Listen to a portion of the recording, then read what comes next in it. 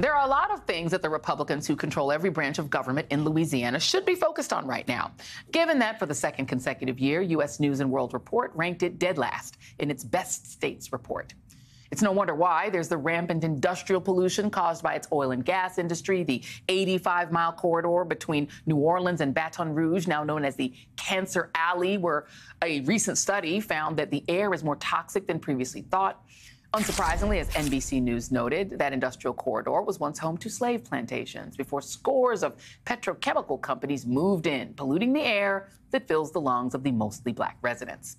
Another factor could be the state's crushing poverty. Louisiana has the second highest poverty rate nationwide and the third lowest median income of any state, ahead of only West Virginia and Mississippi.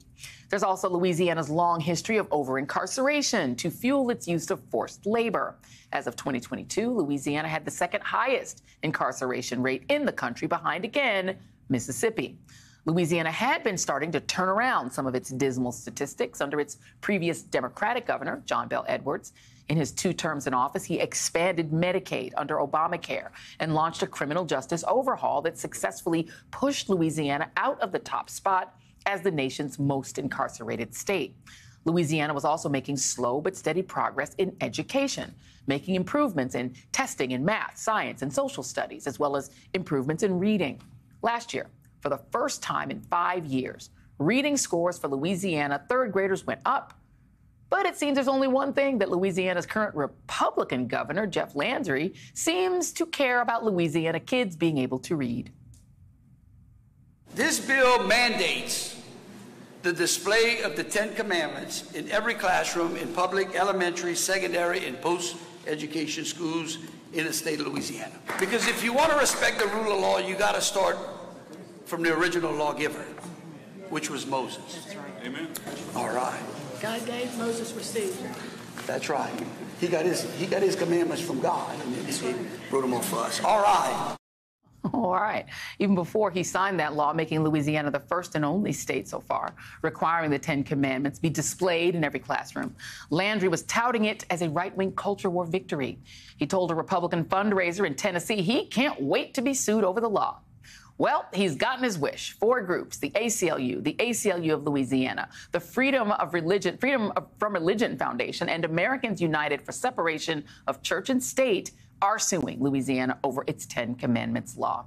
Joining me now is Rachel Laser, President and CEO of Americans United for Separation of Church and State. So you're giving him his wish. What they're arguing is the president of the Louisiana Family Forum, named Gene Mills, has argued that the 10 Commandments provide the foundations for modern-day law in America. Can't seem to find it in the Constitution, but your thoughts? My thoughts are this law is a prime example of Christian nationalism, the Christian nationalism that's on march across this entire country. What we're talking about is school children from a variety of different religious backgrounds and none who are being forced to read and venerate the school's preferred brand of Christianity. That's why Americans United for Separation of Church and State was created. That's why we're suing in court with our partners. And as a mom, I want to just point out that we're talking about the religious freedom of school children. Children, they're captive audiences in school. They're impressionable.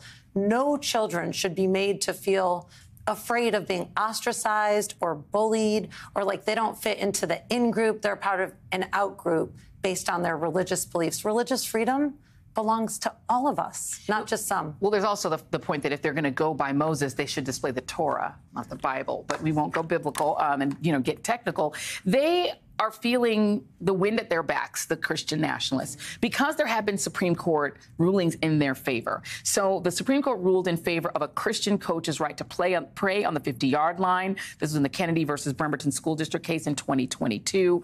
There have been other cases that have signaled that this Supreme Court is ready to rule in favor of Christian nationalism. Are you concerned that a lawsuit that you all are filing could go back to this 6-3 Supreme Court, Leonard Leo's court, and they could affirm that the entire country can have this. We have to be concerned. And by the way, that Kennedy versus Bremerton case, Americans United argued on behalf of the Bremerton School District. We lost. We're very concerned. I mean, we not only have a series of rulings in favor of a football coach being allowed to pressure players to pray at a public school on the 50-yard line, in favor of a state, Maine, being forced to fund religious education with taxpayers' dollars, overturning Roe v. Wade. The list is long. And now we have a Supreme Court justice who's telling us he's aligned verbally and in the with Christian the flag, nationalist flag, the Appeal to Heaven flag. He flew outside of his vacation home, that he's aligned with Christian nationalism. So we are definitely concerned. But what would the Supreme Court do? Can't read tea leaves, but this is a no-brainer, obvious case. This would be overruling over 40 years of precedent. I mean, here we go again, right, with longstanding precedent. There was a case that specifically was about the 10 Commandments being displayed in classrooms. Michael Signorelli wrote a piece about it. This was in 1980. Yeah. So we're talking about from that era, there actually was a case that ruled on this, and they ruled, no, you cannot display this. Absolutely. That case was Stone versus Graham. It was a very similar 10 Commandments display in public school classrooms in Kentucky. The court said, nope, that's unconstitutional. It violates church-state separation. And every federal court that has considered this question has ruled the same way. The way that they're arguing that, you know, this is somehow a foundational element in the Constitution, there is nothing about the 10 Commandments or the Christian Bible in the Constitution, right? Have I just read it wrong? No, you've read it right. The Constitution promises religious freedom. It promises no religious tests for anyone in public office. It doesn't reference God. Our Constitution is an American original.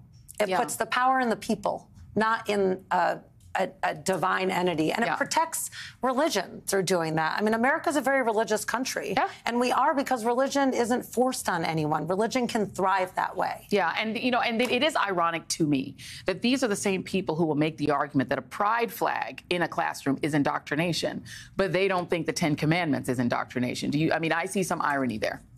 Yes, indeed. I was just on a conservative talk show where they made that exact argument. And there is no separation of flags in state. There is no separation of sexuality in state. There's a separation of church and state. That's and it correct. Protects religious freedom for all of us. Yeah, absolutely. And I hate to break it to folks, but Moses was not a Christian. That religion did not exist. He was Jewish. And so it's the Torah that you want to be displaying if that's where you want to go with this. But that's not supposed to be in school either. You're supposed to learn to read. Rachel Laser, thank you very much, and good luck. Please keep us up to date.